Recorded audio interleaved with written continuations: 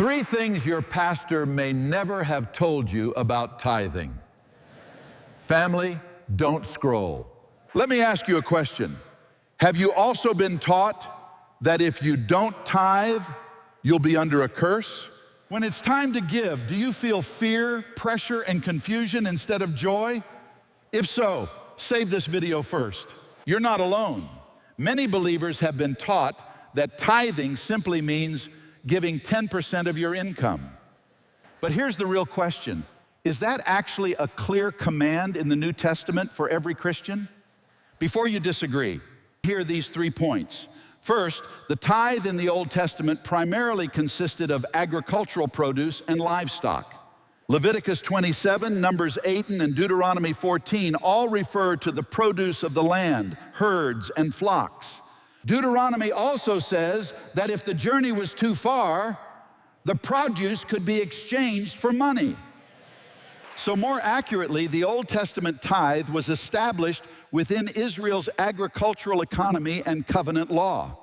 It should not automatically be equated with 10% of every Christian's paycheck today. Second, the context of Malachi chapter 3 is covenant-breaking Israel under the Old Covenant, including both the priests and the people. This passage should not be used to intimidate believers who are in Christ today. Galatians 3:13 says, Christ hath redeemed us from the curse of the law, being made a curse for us. For it is written, cursed is every one that hangeth on a tree. Giving should never be motivated by the fear of being cursed. Third, the New Testament never explicitly commands every believer to give a fixed 10% of their income. But it never abolishes generous giving either. Paul says, every man according as he purposeth in his heart, so let him give, not grudgingly or of necessity, for God loveth a cheerful giver. Giving under the new covenant is willing, consistent, and responsible. We support the work of the gospel, and this is our commitment.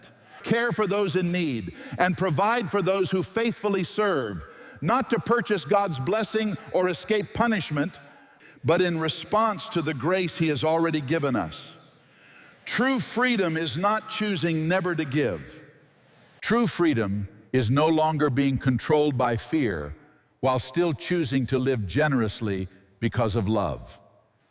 If this message has helped you see giving in a new light, leave willingly in the comments. And please share this video with someone who is struggling under the pressure of giving. If you'd like to understand the Bible more deeply and prepare for the Lord's return, prepare for His return, text the number on your screen and receive a free Bible study invitation.